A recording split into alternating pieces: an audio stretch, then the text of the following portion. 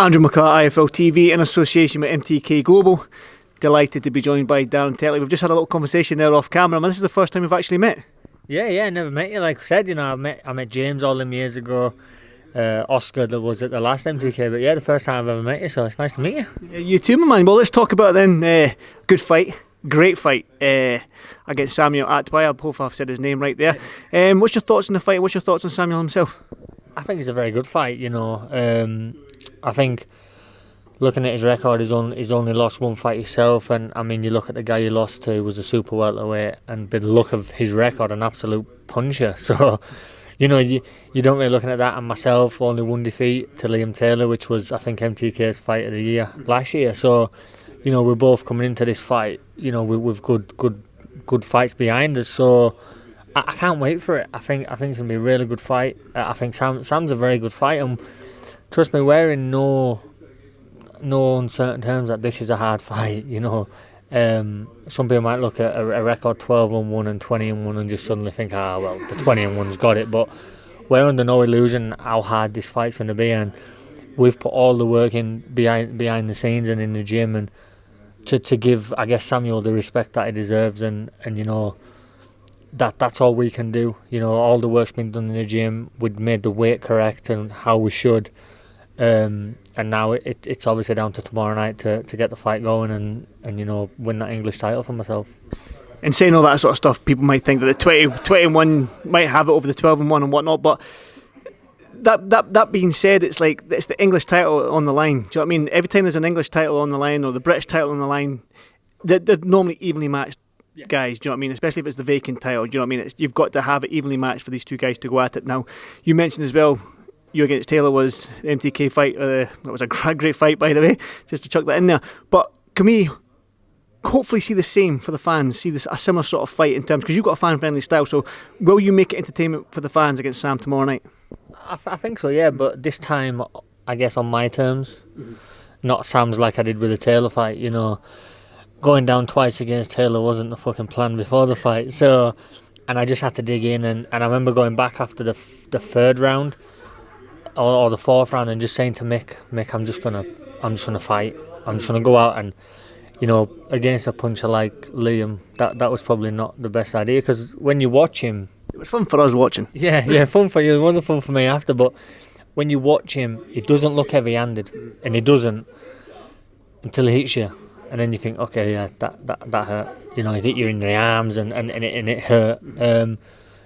So I believe obviously the 21 and 12-1 isn't really, I don't go on that, but I believe the experience I've got in them fights, the Mason Cartwright fight again was another hard fought fight. I've been in them, I know what it takes.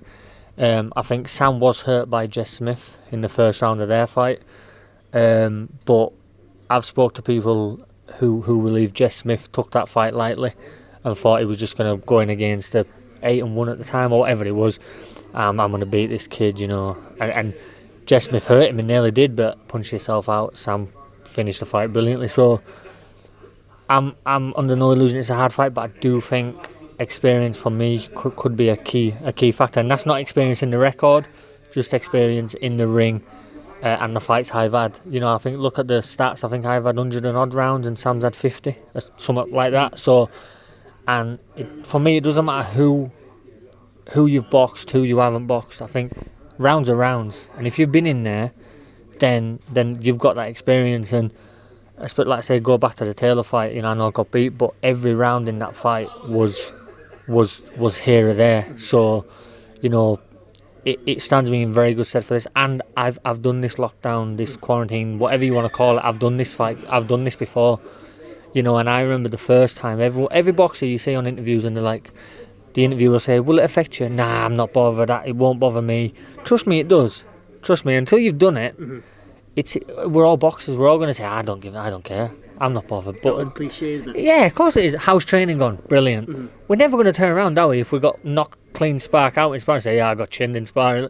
You're never going to say it. So it's easier to say, yeah, I'm training well, the lockdown doesn't bother me, it's me and him when we get in the ring. Yeah, but it's not about the crowd helping, it's about just the atmosphere. I remember walking in the last one, and the atmosphere was just weird. I remember we were all separated by curtains. Yep. So there was, I can't remember all the fighters, but all I know is there was Liam Taylor, then someone else, then me.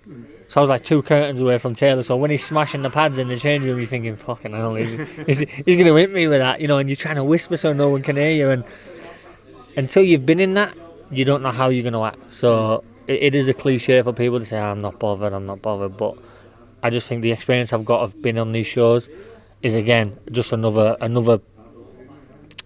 advantage in my favour, I guess. And the fact I do feel I'm the better fighter as well. I'll put that in there, as you know.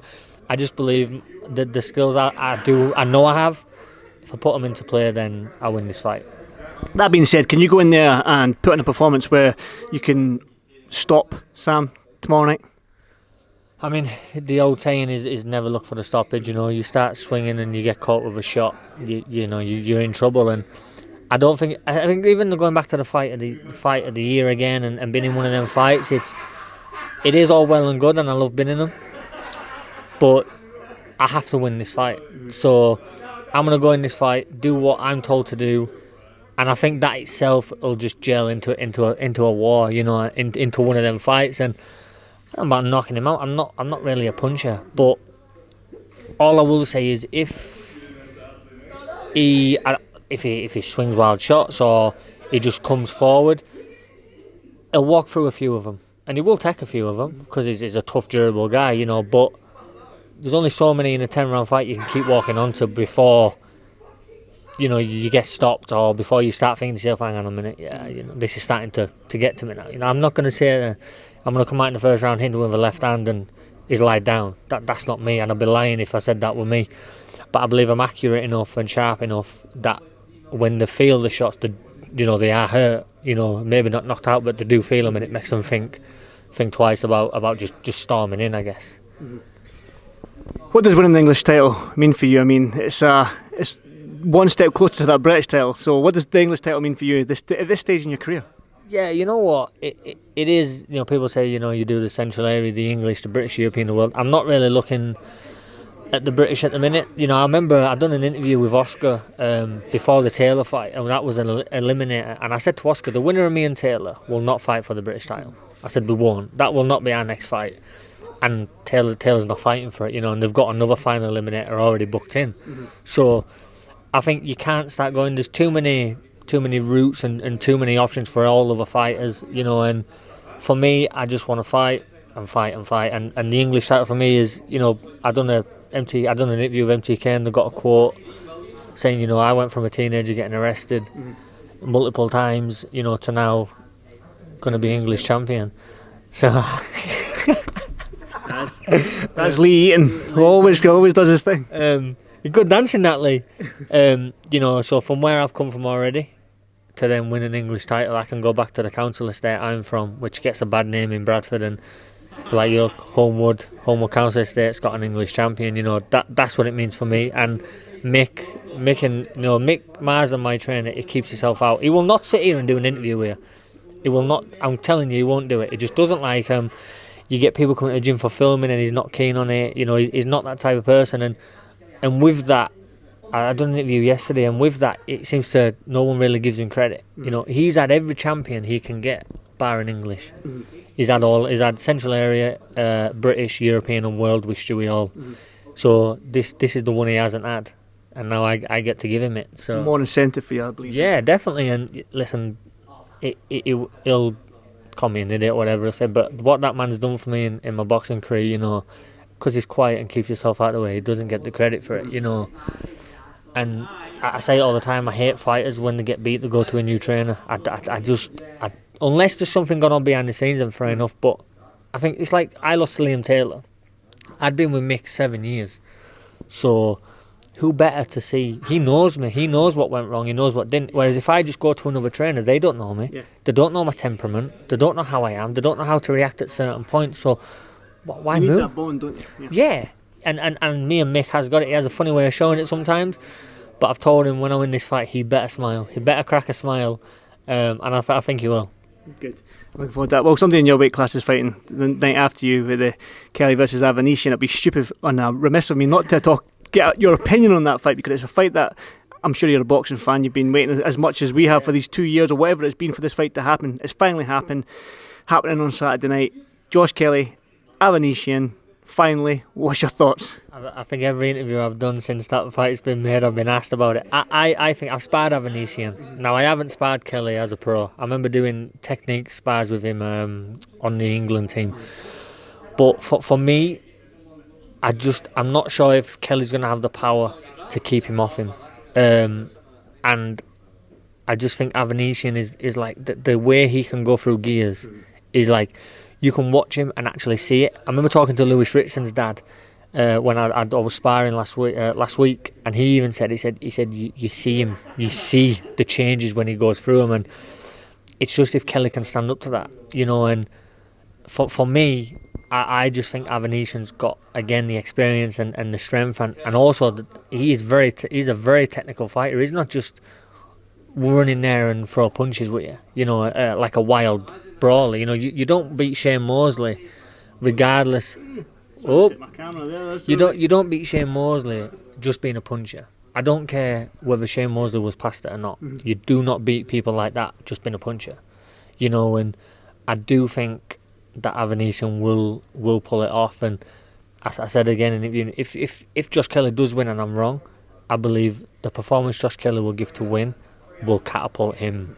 You know, everyone will say then, okay, yeah, he's way above any British fighter if he can do a number on Avanesyan, because I think that's the only way he'll win, if that makes any sense whatsoever. You know, an absolute, a bit like Calzaghe Lacey kind of thing, just an absolute performance where everyone looks and thinks, did not see that coming. Yeah. That's what I think Josh Kelly has to do to win. But for me, I'm saying Avanesyan. Quite a lot of people are actually picking Josh Kelly that I've spoke today, but it's quite refreshing to have a different opinion, which is good. It's funny because, again, I've done another interview where I was on about this. For me, I think too many people pick the known fighter more. And I do think that's what it is. A bit like Marku and Charlton. Everyone's picking Marku because Marku's the name. Marku's the more well-known name. You know, and Josh Kelly Avanesyan, even though Avanesyan's been at the top of the tree, Josh Kelly's still the name. He's still this massive prospect. And I think the general public and the boxing people, they just pick the name. That's what I believe. I just think that they pick whoever's got the bigger name at the time, and I don't really think it should be that. You know, pick who you actually think. I mean, my predictions go wrong a lot of the times, but I just go personally who I think's going to win, not, oh, well, he's got a better promotion, so I think him. Or he's with a well-known trainer, so I'm going to go for him. I just think who I believe's going to win. And that's how I pick it. And I don't know what you think on that situation, but I do feel. Well, I sit on the fence all the time. Yeah, but it's like, if I said to you, do you think I'm going to win my fight? You can't say, oh yeah, I think you're going to win, because you're going to interview Sam, and you can't turn around to Sam and say, yeah, I think you're going to get beat. And very same, you know, I wouldn't expect you to say to Sam, yeah, I think you're going to win. You'll have your own mind. Every journalist or interviewer will have in their own head who they think's going to win, but of course you can't say it. You know, but that's good for you, because whoever wins any fight in boxing, you can just say, I thought he was going to win. Who do you think's going to win out of Josh and Avanesyan? I can't say. And then after the fight, I knew they were going to win. I do that all the time. Do that all the time. It's the best thing to do. That's exactly the best thing about it now. Like, now I'll give that prediction, and if Josh Kelly absolutely barnstorms Avanesyan, they're going to say, don't listen to Darren Tetley's picks. Exactly. Don't put a bet on my predictions, because they're terrible. Honestly, I'm not good at them, but that's what I think. Definitely. Well, one final word then. I mean, like we said, it's you against Sam Antwi tomorrow night for the English title. All these sort of English title, Central title fights they bring on, they are great fights. So one final word for the fans that are going to tune into IFL TV and to tune into ESPN over in the States. What can the fans expect? I think just watch the fights. You know, the two TV fights I've had have both been nominated fights of the year. So I think that's all I need to say. And I guarantee, much to the dismay of my trainer maybe, but eventually in that fight, it's going to turn into one of them, whether it's the second round or the 8th round. At some point, we're going to stand there, and I'm going to look at him, and we're going to just be like, yeah, let's have it. And that's what's going to happen. That's music to my ears, man. That's music. Dan, thanks for this for IFL TV. It's a pleasure to meet you, man. I know you're going to go out for a wee walk, so enjoy the walk, and good luck tomorrow night. No worries. Thank you. Thanks, everyone. Bradford is coming home. Thanks, mate. Cheers, pal.